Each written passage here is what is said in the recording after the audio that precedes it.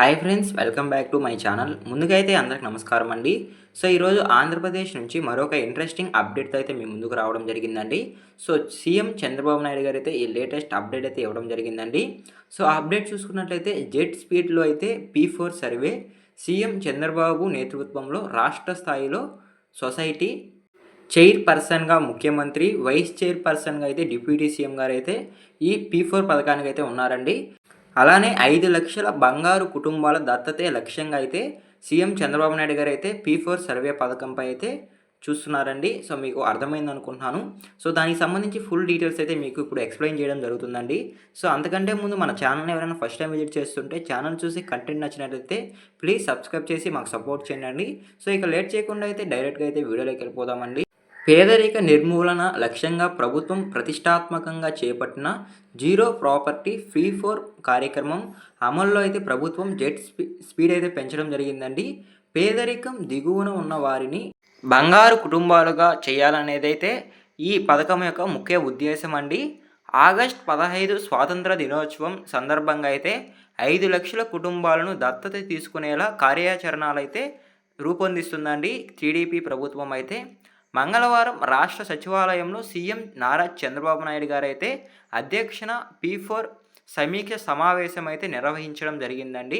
అలానే ఈ పథకానికి సంబంధించి ప్రభుత్వం చర్యలు వేగవంతం చేయాలని, ఇందుకు సంబంధించి సెట్ లెవెల్స్ అనేవి పూర్తి చేయాలని అయితే సీఎం చంద్రబాబు నాయుడు గారు అయితే ఆదేశాలు అయితే జారీ చేయడం జరిగిందండి. దీనికి సంబంధించి 5,00,000 బంగారు కుటుంబాలు దత్తత లక్ష్యంగా అయితే సీఎం చంద్రబాబు నాయుడు గారు అయితే లక్ష్యం అయితే పెట్టుకోవడం జరిగిందండి. ఆగస్ట్ 15 కల్లా 5,00,000 బంగారు కుటుంబాలను దత్తత తీసుకునేలా అయితే చూడమన్నారండి. ప్రభుత్వ లక్ష్యానికి అనుగుణంగా మార్గదర్శకాలను అయితే జారీ చేయడం జరిగింది. బంగారు కుటుంబాలను నమోదు చేస్తున్నట్లయితే సమీక్ష అధికారులైతే ముఖ్యమంత్రి గారికి అయితే తెలియజేయడం జరిగిందండి. ఇందుకోసం అందరూ భాగ్యస్వాములు అవ్వాలని అయితే తెలియజేయడం జరిగిందండి. ఈ సందర్భంగా అయితే దాతల కుటుంబాలను, మండలాలను, గ్రామాలను కూడా దత్తత తీసుకోవడంతో పాటు నిధులు సమకూర్చేలా P4 రూపకల్పన చేశామన్నారు. తాము ఎవరికి ఆర్థిక సాయం చేయాలి అనుకుంటున్నారో ఆన్లైన్ ద్వారా నేరుగా వారికే సాయం అందించే అవకాశాన్ని అయితే కల్పిస్తున్నారండి. ముందుగా P4 ప్లాట్ఫామ్ ద్వారా లాగిన్ అవడంతో ప్రక్రియ ప్రారంభమవుతుంది. ఈ సందర్భంగా అయితే ఇలా ప్రారంభిస్తున్నామని అయితే ఆయన తెలియజేయడం జరిగిందండి. ఆగస్ట్ నాటికి ఈ నమోదు ప్రక్రియ పూర్తి చేసి కార్యరూపం ప్రారంభించేలా చూడాలని ముఖ్యమంత్రి అధికారులను అయితే నిర్దేశించారండి. వచ్చే ఉగాది నాటికి P4 కార్యక్రమం ద్వారా ఏడాది కాలంలో ఏం సాధించామనే దానిపై వార్షిక ప్రగతి నివేదిక అయితే విడుదల చేయాలని కూడా స్పష్టం చేయడం జరిగిందండి. సో మీకు అర్థమైందనుకుంటున్నాను. ఆగస్ట్ 15 కల్లా 5,00,000 బంగారు కుటుంబాలను దత్తత తీసుకోవాలని ఏర్పాట్లు అయితే చేయడం జరుగుతుందండి. పేదరికాన్ని తగ్గించేందుకైతే ప్రభుత్వం అయితే ఈ నిర్ణయం అయితే తీసుకోవడం జరిగిందండి. సో మీకు అర్థమైంది అనుకుంటున్నాను. అలానే P4తోనే పేదరిక నిర్మూలన మంత్రి డోలా వీరాంజనేయ స్వామి గారు అయితే కొన్ని వ్యాఖ్యలు అయితే చేయడం జరిగిందండి. సో అవి చూసుకున్నట్లయితే P4తోనే పేదరిక నిర్మూలన సాధ్యమని ముఖ్యమంత్రి నారా చంద్రబాబు నాయుడు గారు అయితే తన విజన్తో ఆంధ్రప్రదేశ్ రాష్ట్రంలో పేదరికాన్ని నిర్మూలించేందుకు కృషి చేస్తున్నట్లు రాష్ట్ర సాంఘిక సంక్షేమ శాఖ మంత్రి డాక్టర్ డోలా వీరాంజనేయ స్వామి గారు అయితే తెలియజేయడం జరిగిందండి. అలానే ఈ సందర్భంగా అయితే మంత్రి మాట్లాడుతూ విజన్ 2047లో భాగంగా ఉగాది నాడు P4 పథకం ప్రారంభించి పేదలను ఆర్థికంగా, సామాజికంగా అభివృద్ధి చేయాలనే లక్ష్యంతో అయితే ఈ పథకాన్ని అయితే చేపట్టారని అయితే ఆయన తెలియజేయడం జరిగిందండి.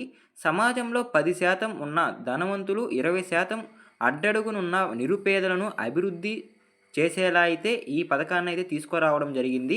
సో మీకు అర్థమైంది అనుకుంటున్నానండి.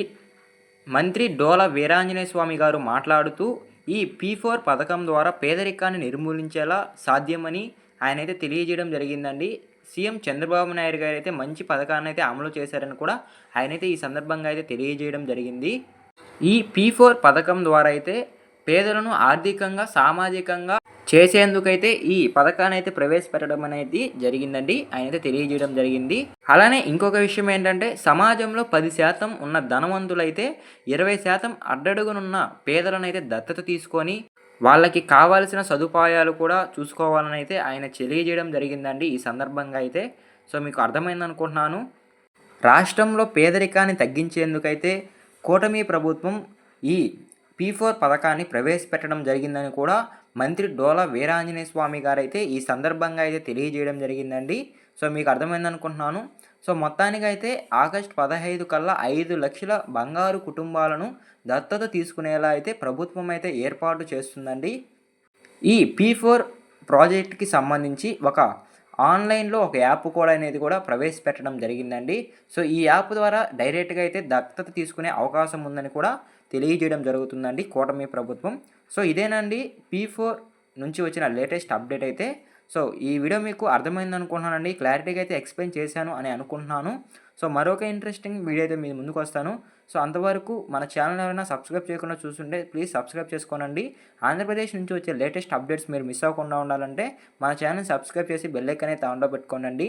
మరొక ఇంట్రెస్టింగ్ వీడియోతో మీ ముందుకొస్తాను. అంతవరకు జై హింద్.